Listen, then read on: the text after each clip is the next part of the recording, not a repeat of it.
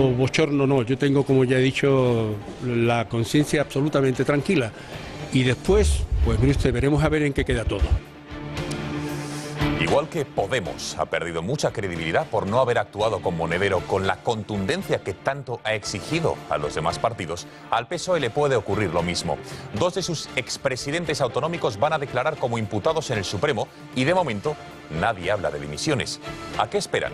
¿A que se sienten en el banquillo o a perder la poca credibilidad que les queda? Es la noticia del día de la que repasamos ya las 5W. Beatriz Rojo, muy buenas noches. Muy buenas noches, Gonzalo. Empezamos por el qué. Se trata de Manuel Chaves y José Antonio Griñán, quienes han sido citados a declarar ante el Tribunal Supremo por el caso de los ERE. El alto tribunal les cita por el papel que desempeñaron cuando eran presidente y consejero de Economía en la Junta en la época de las concesiones de ayudas económicas a diferentes empresas. Y el dónde tiene un lugar claro, la sede de la justicia. Ha sido la jueza Laya quien en los últimos años ha sido el azote de las corruptelas y el entramado de los ERE, pero se topó con el aforamiento de los imputados, con los que tuvo que elevar el caso al Supremo. Finalmente declararán en ese tribunal. Y el cuándo es quizás el interrogante más importante. Irán a declarar pasadas las elecciones andaluzas del 22 de marzo. Concretamente irán al Supremo los días 7 y 27 de abril. El quién tiene 5 nombres propios. Los más destacados, sin duda, son Chaves y Griñán, al haber sido los dos mandamases del socialismo andaluz en los últimos 25 años. Pero no están solos. Los 3 exconsejeros socialistas, Viera, Zarrías y Moreno, también prestarán declaración en el Supremo los días anteriormente citados. Y por último, el cómo, emulando a Rocío Jurado, como una ola o como un tsunami, impacta esta novedad judicial en la precampaña de las elecciones andaluzas. El candidato del Partido Popular ya ha solicitado que Chaves y Griñán entreguen el acta de diputado.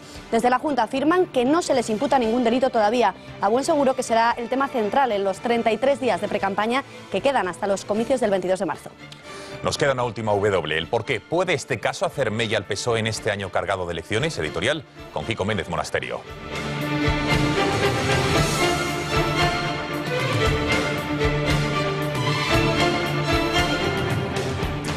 El PSOE se encuentra en mitad de la tormenta perfecta. Los socialistas han visto como el PP les come su terreno político, asumiendo la herencia ideológica de Zapatero, mientras a ellos les multiplican los frentes y las crisis. Apenas dan abasto para sofocar los incendios internos, la lucha por el liderazgo o el cerco judicial, como es el caso de los ERE andaluces. Hoy, la imputación de Chaves y Griñán pone de manifiesto que a Susana Díez le tiembla el pulso mucho más de lo que ella afirma. Tampoco su rival, Pedro Sánchez, parece dispuesto a seguir medidas tan drásticas como las que tomó contra Tomás Gómez, un hombre, por cierto, menos señalado judicialmente que los 2 antiguos presidentes de la Junta, que han sido a su vez también presidentes nacionales del PSOE, no lo olvidemos. Y todo ello en un año en que los socialistas se juegan su propia hegemonía en la izquierda política, con encuestas nada favorables que hablan del fin del bipartidismo. Veamos los demás titulares.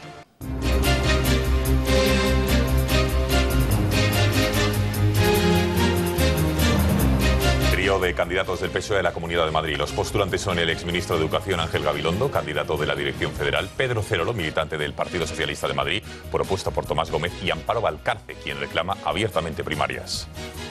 Ya he dicho, un enorme respeto a los militantes. Si una vez hecho ese proceso resultara que ya sé que hay distintos nombres, ¿no?, mi nombre pues fuera propuesto, yo de luego consideraré muy seriamente esa propuesta.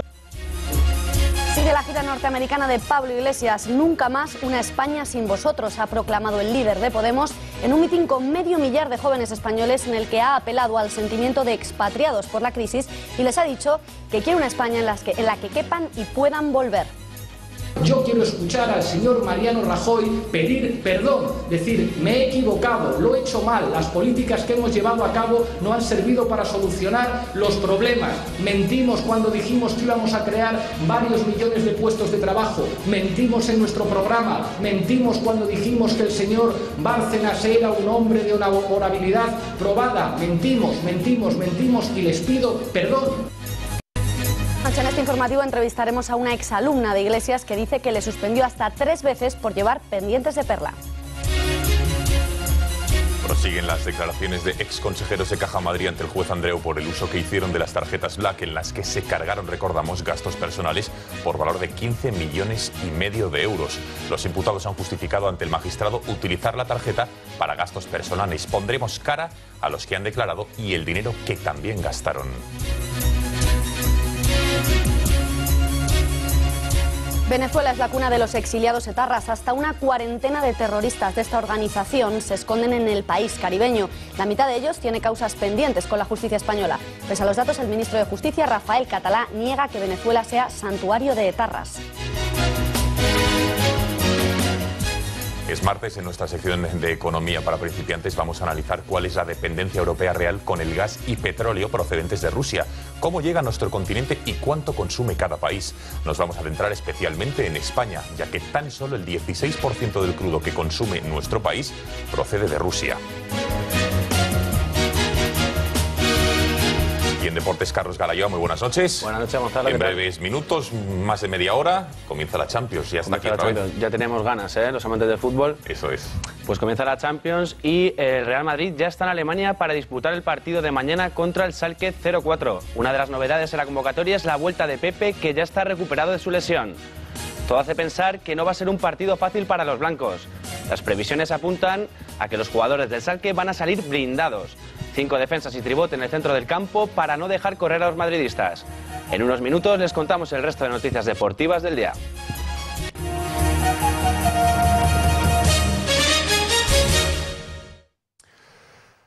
Prosigue la investigación judicial de los ERE de Andalucía. El juez del Tribunal Supremo, que investiga la causa de los ERE fraudulentos, ha decidido citar a declarar a Manuel Chaves, José Antonio Griñán y otros 3 exconsejeros socialistas más como imputados en la causa. En una providencia de 3 páginas que están viendo en sus pantallas, el Supremo no les imputa directamente ningún delito a la espera de oír su declaración. Cabe recordar que fueron Chaves y Griñán los que solicitaron hace meses declarar de manera voluntaria.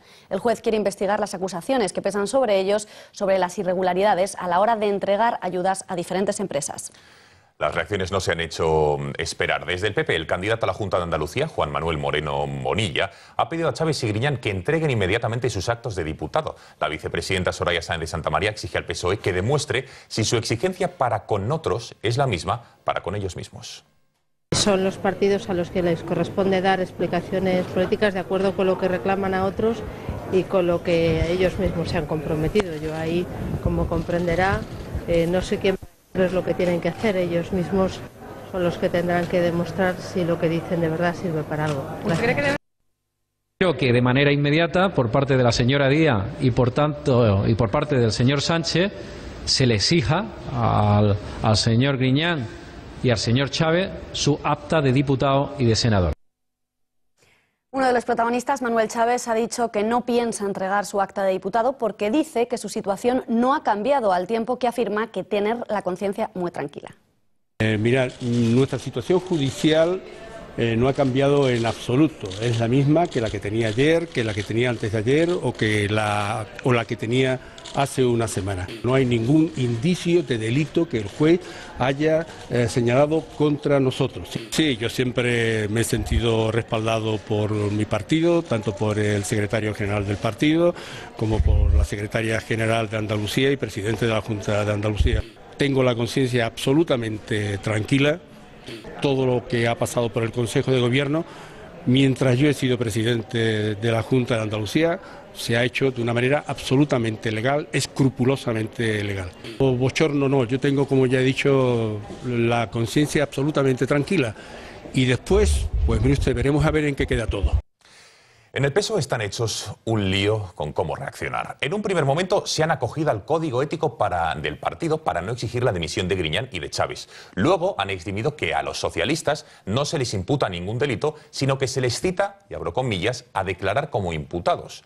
Antes de escuchar las reacciones, vamos a recordar lo que decían en su día Pedro Sánchez, concretamente hace una semana, y Susana Díaz, allá por el mes de noviembre, sobre los imputados. Creo que en el momento de la imputación tendrán que asumir sus responsabilidades políticas y abandonar sus actas de diputado y de senador.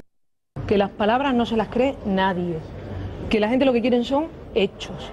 Y yo les voy a decir lo que yo voy a hacer, lo que yo voy a hacer en Andalucía. Cualquier persona que resulte imputado por el Tribunal Supremo o por el Tribunal Superior de Justicia de Andalucía va a tener que dejar el escaño. Contundentes declaraciones de Sánchez y Díaz. Hoy el PSOE no se muestra tan exigente. Ni mucho menos. El portavoz de la Junta Andaluza matiza las palabras de Díaz, mientras que el portavoz del PSOE en el Congreso dice que sí pedirá la dimisión de los diputados, pero solo si se les imputa un delito. No sé en calidad de qué han sido citados los expresidentes. En cualquier caso, la presidenta lo dejó claro cuál es la posición suya como secretaria general del PSOE. Que fueran imputados con el señalamiento de algún delito. Fue lo que dijo en su momento. Como quiera que su citación se produce en calidad de imputados, pero sin que se les acuse de ningún delito, no tendrán que entregar sus actas de diputados. El ministro de Justicia, Rafael Catalá, califica de artimaña dialéctica la táctica del PSOE de argumentar que la imputación no conlleva delito y así no pedirá a Chaves y Griñán su acta de diputado. Bueno, al Gobierno lo que le corresponde en este momento, y en relación con la identificación y la localización del señor de Juana Chaos, es tramitar, si la Audiencia Nacional así lo solicita, la detención y, en su caso, la extradición. Y, por lo tanto, hacer valer los instrumentos, los convenios, los acuerdos internacionales que están en vigor. Yo creo que eso es lo que hay que hacer. No hay que elevar tonos políticos, hay que mantener las relaciones internacionales y solicitar, eso sí, con firmeza, que se cumplan los convenios. Vamos a intentar explicar qué es exactamente el caso de los ERE, en qué consistía esta trama de los fraudes de prejubilaciones, de ayudas y de todas las irregularidades cometidas durante gobiernos de la Junta Socialista. Vamos a hablar del mayor escándalo de corrupción de la historia reciente, que puede acabar, por cierto, con los máximos mandatarios que supuestamente lo permitieron. El caso de los ERE se destapó en 2009 cuando detectaron prejubilaciones aparentemente fraudulentas en la empresa Merca Sevilla. En mayo de 2011 la juez Mercedes Alaya emite un auto en el que señala que los ERE se tramitaron de forma impropia y en julio el Tribunal de Cuentas del Estado inicia una auditoría. El primer imputado en entrar en prisión en marzo de 2012 fue el exdirector general de Trabajo, Francisco Javier Guerrero, que llegó a declarar que gastaron 25.000 euros mensuales de dinero público en drogas. En 2013 la operación Heracles de la Guardia Civil suma al caso nuevos detenidos. Alaya acusa a Comisiones Obreras y UGT de haber cobrado 4,2 millones en sobrecomisiones. Imputa a Magdalena Álvarez y preimputa a los expresidentes José Antonio Griñán y Manuel Chaves. En 2014 la juez pide al Parlamento andaluz documentos sobre las transferencias de financiación utilizadas para pagar las ayudas investigadas. Y en enero de este año Alaya abre la puerta a la implicación en el caso ERE de un gobierno al completo de Manuel Chaves, en concreto al Ejecutivo que tomó posesión el 25 de abril de 2004. Esta ha sido la cronología del escándalo de los ERE. Vamos a ver ahora y conocer el papel que han jugado los dos protagonistas. ¿Qué significa lo que ha hecho Griñán y Chaves? Pues analizando la providencia del Supremo, el juez no se pronuncia sobre qué delitos se les puede imputar, pero en un principio se investigan dos supuestos delitos de prevaricación y de malversación de caudales públicos de manera continuada. Cifra incluso la cuantía de estos delitos en más de 855 millones de euros. La fecha concreta del fraude se concentra entre los años 2000 y 2012. Y las penas a las que se enfrentarían en caso de ser declarados culpables serían prevaricación, lo que supondría una inhabilitación de 7 a 10 años y también podría implicar penas de prisión de 3 a 6 años. Por último, recordamos que hay más de 60 imputados, entre los más relevantes pues son los dos expresidentes y otros 3 imputados, Viera, Zarrías y Moreno. Con estos datos encima de la mesa nos hemos preguntado si deben o no debe pedir el PSOE el acta de diputado a ambos. Hemos pedido a dos militantes socialistas, Alberto Sotillos y Martu Garrote, que nos den su opinión y hay disparidad de criterios. No, pese al peligroso precedente que han sentado algunos en mi partido expulsando a Tomás Gómez, que no estaba ni siquiera imputado, no creo que ninguno de los 5 aforados del PSOE que van a declarar en el Supremo, Chaves, Zarrías, Griñán, Moreno o Vieira, deban dejar el Partido Socialista, por 2 razones. La primera, porque en nuestro código ético queda muy claro que la línea roja por la que no pasa el Partido Socialista Obrero Español es el procesamiento. No estar imputado, que es relativamente fácil, basta con una denuncia con visos de verosimilitud y ya te llama el juez a declarar en calidad de imputado, sino que una vez instruido la causa, pues te procesan, entonces ahí sí que hay verdaderas pruebas de que has cometido algún delito. ¿En abril? Si seguimos los estrictos normas del Código Ético del Partido Socialista no deberían dimitir. La clave es que, evidentemente, el secretario general Pedro Sánchez habló y dijo públicamente que en el caso de que estuvieran imputados deberían dejar o les exigiría el cargo. Por lo tanto, en este caso es una cosa que depende de Pedro Sánchez. Si hubieran hecho una propuesta de socialismo democrático que defendimos para la Secretaría General, era precisamente que no dependiera de la voluntad de unos o de otros, sino que hubiera un equipo de personas que pudieran valorar internamente las justificaciones que políticamente no judiciales pudieran dar para el partido. Si no convencen, se hubiera pedido el acta de diputados, senadores o concejales. Se abre el abanico de candidatos del Partido Socialista a las primarias de la Comunidad de Madrid. Las apuestas son tres: Ángel Gabilondo, Pedro Cerolo y Amparo Valcarce. Gabilondo es el candidato del aparato socialista, es el propuesto por Ferraz, es decir, por Pedro Sánchez. En un momento inicial se especuló que aceptaría en caso de que no se eligiera candidato por primarias, pero finalmente accede a la carrera. Me parece decisivo que se consulte a los militantes. Yo tengo un absoluto respeto a su posición. Ya he dicho, un enorme respeto a los militantes. Si una vez hecho ese proceso resultara que ya sé que hay distintos nombres, ¿no?, mi nombre pues fuera propuesto, yo de luego consideraré muy seriamente esa propuesta y adoptaré la decisión que considere más oportuna. Seguimos hablando de los socialistas, pero esta vez nos vamos hasta Baleares. Los socialistas de esa comunidad están dispuestos a renunciar a sus siglas PSOE para converger con otras formaciones, incluso dicen con Podemos, a las elecciones municipales. La única línea roja es no pactar con el Partido Popular, es decir, vuelve el cordón sanitario socialista. Se puede pactar con cualquiera menos con la derecha. Maniobra desesperada de los socialistas tras constatar en las encuestas que Podemos les está comiendo la merienda. Kiko, ¿lo de Baleares es una excepción o un ensayo? ¿Cómo lo ves? Pues la verdad es que la decisión de los socialistas baleares de renunciar a sus siglas, como contabais, en las próximas elecciones, solo puede denominarse como un ensayo de Frente Popular.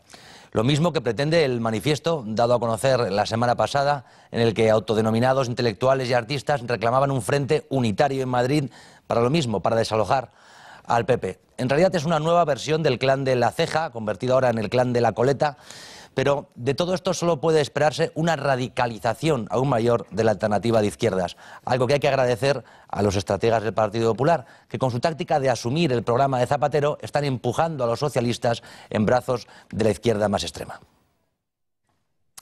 Pablo Iglesias sigue por su gira en Estados Unidos. Está en Nueva York y ahí se ha reunido con el Nobel de Economía Joseph Stiglitz, persona de reconocido prestigio en el mundo de la izquierda y de la socialdemocracia. Muy crítico, por cierto, con las políticas de austeridad. En estos momentos el líder de Podemos dirige un discurso en la Universidad Pública de Nueva York. Anoche, reunido con jóvenes españoles en la ciudad americana, apeló al sentimiento de expatriados por la crisis económica de España para criticar al gobierno y prometer que con Podemos nadie se tendrá que marchar de España a buscar nuevas oportunidades. Además, llamó traidor a Rajoy y al gobierno. Yo quiero escuchar al señor Mariano Rajoy pedir perdón, decir, me he equivocado, lo he hecho mal, las políticas que hemos llevado a cabo no han servido para solucionar los problemas. Mentimos cuando dijimos que íbamos a crear varios millones de puestos de trabajo, mentimos en nuestro programa, mentimos cuando dijimos que el señor Bárcenas era un hombre de una honorabilidad probada, mentimos y les pido perdón. Su compañero Juan Carlos Monedero va a estar, mejor dicho, esta semana va a dar una rueda de prensa en la que va a aclarar todo lo relacionado con su fraude fiscal, su declaración complementaria a Hacienda y los 425.000 euros que recibió de regímenes hispanoamericanos por trabajos de asesoría. Palabras del número 3 de Podemos, que se reafirma en su inocencia. Vuelve a atacar al Estado y, en concreto, con la caza de brujas, dice, del ministro Montoro. Los de Hacienda desde el minuto 1 dijeron: no hay aquí ningún tipo de fraude a Hacienda, es que es evidente. ¿Cómo va a haber fraude si la empresa la abres aquí cuando la puedes abrir fuera y cuando pagas de impuesto de sociedades 70.000 euros? Hemos querido un día más recurrir a la hemeroteca para analizar la ideología de los líderes de Podemos. En primer lugar, queremos recordar lo que decía Hugo Chávez en la campaña electoral el año que ganó las elecciones, allí por el 1999-2000. Donde dije digo, fíjense, digo Diego. Algunos habría que bajarlos ¿Cuál? Por ejemplo, aquí hay un impuesto que es sumamente inflacionario, ¿no? El consumo, el impuesto a las ventas, perdón. Eso nosotros estamos previendo llevarlo a la mitad de lo que es uno de los más altos del mundo hoy, 16.5%. Sí, como no, fíjate, en las privatizaciones nosotros estamos de acuerdo en que muchas empresas, bueno, aguas abajo, hoteles, hipódromos, loterías, turismo, etcétera, sean privatizadas y entregadas al capital privado nacional o internacional. No, nada de portazo. Yo creo que hay que entenderse con todo el mundo. Nosotros tenemos una tesis de renegociar y buscar mejores condiciones de pago. Sí. No, yo no soy socialista. No, yo creo que ya el mundo de hoy, la América Latina que viene, requiere un salto adelante. ¿Te vas a llevar bien con los empresarios o los vas a tratar mal? No, es que ya me llevo bien con ellos, Jaime. Yo me llevo muy bien con los empresarios venezolanos, están muy interesados en el proyecto y cada día se van bajando los telones esos que han querido lanzarnos de socialistas, de enemigos de la empresa privada, ¿no? No vas a ser un presidente autoritario, ¿ah? Seguro, no vas a ser un nuevo Pinochet, un nuevo Fujimori, ¿ah? ¿No? Para que tú veas de verdad lo que es un demócrata, lo que es un hombre formado para la humanidad, para la igualdad. Ya. De verdad que te invito. Estoy comprometido a no ser autoritario, no queremos más autoritarismo. ¿Qué es lo primero que harías? La primera medida de gobierno que tomarías. Mira, lo primero que aquí hay que hacer, Jaime, es llamar a un proceso constituyente. Podemos todavía no toca poder, pero lo ocurrido en Venezuela es tan clarificador de lo que ocurriría en España en caso de que Pablo Iglesias llegue al poder, que hemos querido recoger algunas declaraciones de Iglesias a lo Chávez, que a buen seguro no cumplirá. A los bancos que están acaparando viviendas les expropiaría y las pondría en alquiler social. A las empresas que defraudan Hacienda las expropiaría y las pondría bajo el control de cooperativas de trabajadores. Ser demócrata es expropiar, aunque os duela. ¿Saldrá del euro España si ustedes gobiernan? De una en una. En ningún caso. En ningún caso. La moneda única es ineludible. Estamos planteando es algo que va más allá de la izquierda y la derecha. Es el sentido común, la decencia y un mínimo sentido de Estado que diga, si yo represento a los ciudadanos porque me han votado, yo tengo que utilizar las leyes para proteger a los ciudadanos. En Podemos estamos a favor de que haya empresas y estamos a favor de que haya empresarios. Si consiguen llegar a la Moncloa, y antes se lo preguntaba, ¿cuál va a ser la primera medida de Pablo Iglesias como presidente del Gobierno en su primer Consejo de Ministros? Lo he dicho ya, hay una deuda fundamental con este país y es acabar con los desahucios, que además es algo sencillísimo porque es aplicar el derecho europeo. Les vamos a contar ahora una historia que seguro que les va a llamar la atención. Esa historia de María de las Mercedes Pérez González. Fue alumna de Pablo Iglesias y, según cuenta hoy en un periódico nacional, le suspendió hasta en 3 ocasiones por sus formas, por vestir normal y llevar pendientes de perlas. Aprobó cuando le cambiaron de docente. Señora Pérez, muy buenas noches. Hola, buenas noches. ¿De verdad Pablo Iglesias le suspendió por lo que cuenta hoy? ¿Cómo era su relación con él? Hay que aclarar que yo la primera vez me matriculé con María Loy y la segunda vez ya fue con Pablo Iglesias. Y sí, la verdad es que las personas que estábamos en clase, que no teníamos un aspecto como la gente con la que él se suele rodear, pues no teníamos el mismo trato preferente o teníamos algunos comentarios pues del tipo del que comentaba en el periódico. Mercedes, pero ¿cómo era como docente? Porque igual que con el profesor Monedero hay más críticas sobre su sectarismo. De Iglesias se ha reconocido que era un muy buen profesor, tolerante con los que no eran de extrema izquierda. Pues a mí como docente la verdad es que el programa no lo seguía como a mí me hubiera gustado. Yo esperaba una objetividad. Y bueno, pues sí, se comentaban las noticias en clase como buena facultad de ciencias políticas. Pero claro, siempre con su matiz comunista y comentarios siempre del tipo del imperialismo yanqui o cosas así. Es decir, que su punto de vista ideológico siempre estaba en todas las sesiones que nos daba. Por último, doña Mercedes, díganos ejemplos de las cosas que decía en clase que a usted le sorprendía. Sé que ha hablado de la figura del Estado opresor, le sorprendía también cómo explicaba la figura del terrorismo, sobre todo de ETA. ¿Qué le llamaba la atención? A mí lo de ETA personalmente me ofendió mucho porque para mí hay víctimas y hay que reconocerlas como tal. Y él hablaba pues de la lucha del Estado y del sometimiento al que había estado sometido toda esta gente y que no había víctimas como tal. Y yo qué quieres que te diga, pero gente que ha estado matando incluso a niños, yo creo que no se le puede tratar de igual a igual. No están en el mismo plano. Y esas cosas pues yo las he escuchado en clase. Yo entiendo que era su opinión y tal, pero yo no la comparto. Y creo que un profesor tiene que intentar por lo menos ser objetivo y que sus alumnos se vayan con el mayor conocimiento adquirido de la materia. Pues Mercedes Pérez González, alcaldesa de Redueña, muchísimas gracias por haber atendido la llamada de este informativo y muy buenas noches. A vosotros, muchísimas gracias. Buenas noches. Cambiamos de asunto, porque en Venezuela viven 40 terroristas de ETA, de los que 21 tienen causas pendientes con la justicia española. Es la realidad que podemos constatar tras conocer que uno de ellos, Iñaki de Juana Chaos, está localizado en el norte del país, en una localidad llamada Chichiriviche. Pese a esta evidencia que ayer mismo contaba El Mundo, el ministro de Justicia, Rafael Catalá, niega que Venezuela sea un santuario de tarras, al tiempo que ha pedido no elevar el tono con Venezuela por lo ocurrido. No se puede considerar a Venezuela un santuario de tarras. No, lo que contaba... Méndez Monasterio, ¿es santuario de tarras Venezuela, sí o no? Y sobre todo, en caso de serlo, ¿por qué lo es? Bueno, lo primero es que parece que el ministro, 40 terroristas viviendo en un país, como hemos visto en el 20 con causas pendientes. En el caso de Juana Chaos, con su apellido y existiendo, como existe una orden de detención internacional, parece que no son suficientes. No sé si el santuario para el ministro de Justicia será a partir de 100 o 200. No lo sé. El santuario existe, eso es evidente. ¿Por qué? Pues porque el chavismo no ha renunciado nunca a tener contactos, a establecer contactos con lo que ellos llaman izquierda revolucionaria de todo el mundo. De ahí sus contactos pueden ir desde Irán o a los grupos terroristas de países cercanos, los hubo y mucho. Acordémonos de cómo se quejaban en Colombia de las alianzas, la cercanía que tenía el chavismo con las fuerzas terroristas que campean todavía en Colombia. Con ETA pasa exactamente lo mismo. Es un aliado lógico para quien entiende que el socialismo internacional y que, sobre todo, desestabilizar la democracia es algo que le conviene a su país.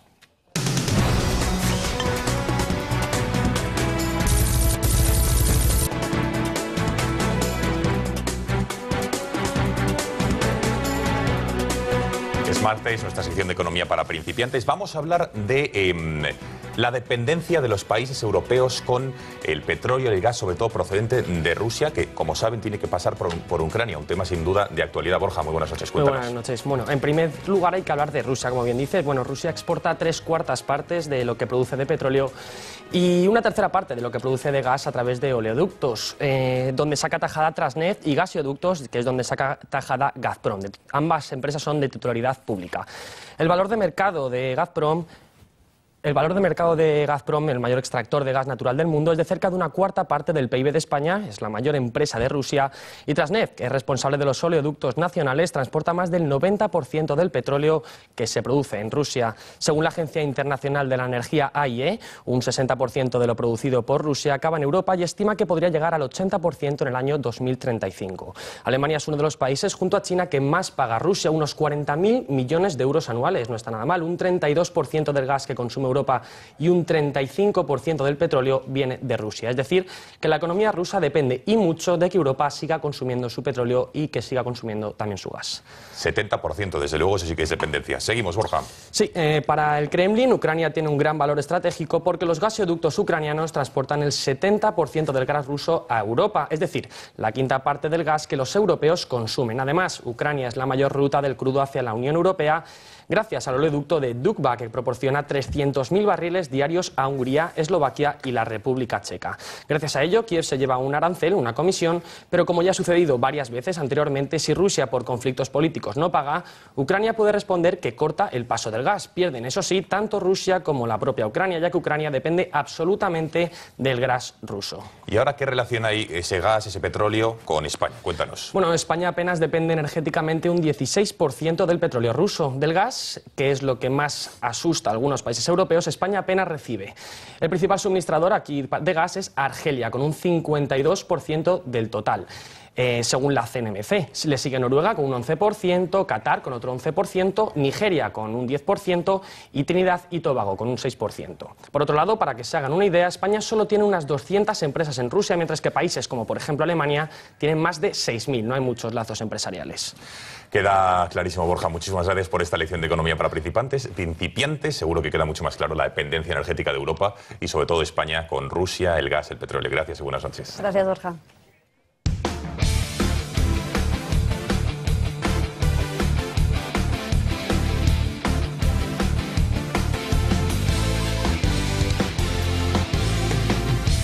Vamos ya con los deportes, jornada fundamental y trascendental. Por fin está la Champions de vuelta, ya empiezan los partidos más importantes. Hoy, previa del Real Madrid, que enseguida nos va a contar Carlos Garayo, a quien ya saludamos. Carlos, muy buenas noches. Muy buenas noches, Gonzalo. Previa del Real Madrid y también noticias antideportivas, podemos decir, porque la corrupción vuelve al fútbol español. Venga, cuéntanos. Pues nos vamos con la que sin duda, como os digo, la noticia deportiva o antideportiva del día. La Fiscalía Anticorrupción investiga al expresidente de Osasuna, Miguel Archanco, por el supuesto intento de compra de partidos al final de la temporada pasada. En total son hasta 4 partidos los que están bajo sospecha por este motivo. Además, la Liga de Fútbol Profesional y la Fiscalía Anticorrupción están investigando movimientos sin justificar en las cuentas del club navarro. Concretamente, la retirada de 1,5 millones en efectivo de las arcas del club la pasada campaña. Las principales sospechas recaen sobre el Español Osasuna, que se jugó en Cornellá en mayo de 2014. En aquel partido el Español quedó salvado del descenso y el Osasuna siguió con sus opciones de hacerlo en la última jornada. En caso de confirmarse las sospechas de amaño, podría incluso producirse el descenso de los equipos implicados. Veremos qué pasa con todo esto. Y otra noticia es que la LFP ha decidido finalmente denunciar al Barcelona ante la Comisión Antiviolencia y el Comité de Competición por los gritos que llamaron borracho a Cristiano Ronaldo en el Camp Nou. Este organismo señala directamente a los almogávers como autores de dichos cánticos. Se trata de un grupo de unas 200 personas aproximadamente que están ubicados en la zona del primer anfiteatro, justo detrás de la portería.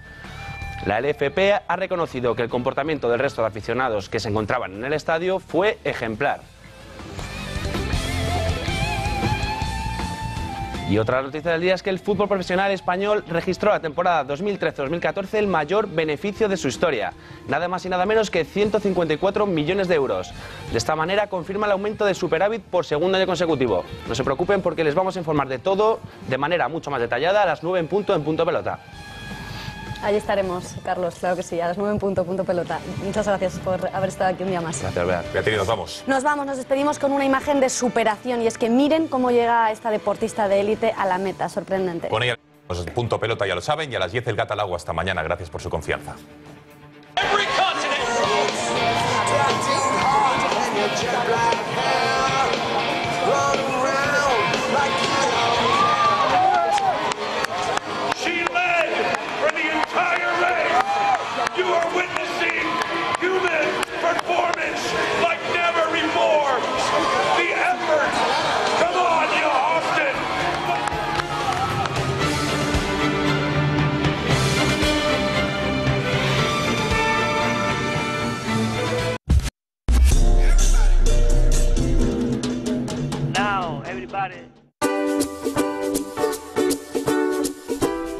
Hola, hoy os hablaré de las TIC, o sea, de tecnología de la información y la comunicación. Y es que en Gas Natural Fenosa ya llevan 11 años haciendo actividades TIC sobre la energía dirigidas a alumnos de 11 a 18 años. La iniciativa se llama Aula Energía y es un portal que permite conocer las diferentes fuentes de energía trabajando online con otros centros. El objetivo es que los chicos adquieran TICs más eficientes, como apagar las luces cuando salen de una habitación o cerrar el grifo cuando se cepillan los dientes. Es una información de Gas Natural Fenosa, la energía que piensa. Todos los inversores sois como 2 gotas de agua. Sois fríos cuando os lanzáis a invertir. Todos tenéis un objetivo, que vuestros ahorros crezcan. Decís tener claro el camino, pero dais muchas vueltas a vuestras inversiones. No todos los inversores sois iguales. Nuestro asesoramiento tampoco. Confía en Phil Capital y toma el control de tu inversión. La fórmula personalizada que te ayuda a optimizar tus inversiones con el mínimo coste. Pruébalo en philcapital.com.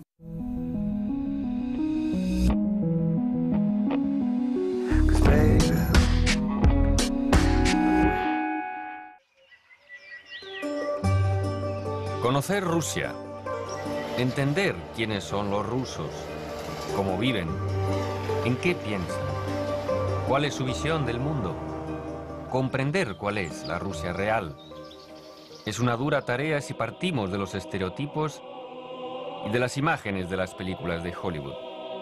Y es que hasta hoy se mantiene la imagen de la misteriosa alma rusa que llegó a través de las novelas, con esos personajes vitalistas atormentados por preguntas esenciales.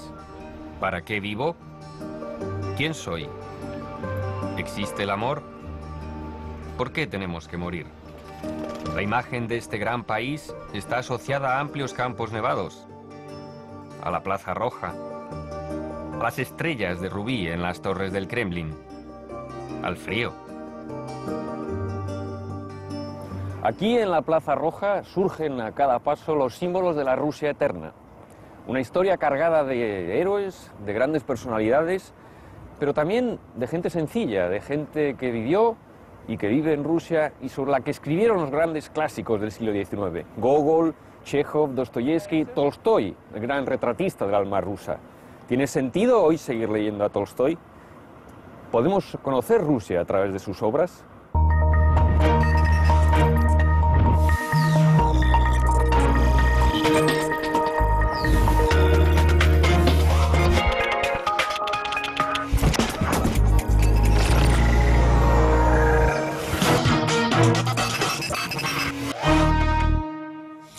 Ya llevo aquí 14 años. Es toda una historia de amor. Creo que podría decir que comprendo a Rusia y a los rusos. Pero lo más difícil para nosotros, para los extranjeros, incluso para los rusos, es que en realidad existen dos Rusias. Y creo que las dos son igual de importantes. Una es la Rusia real, el país donde vivo desde hace 14 años.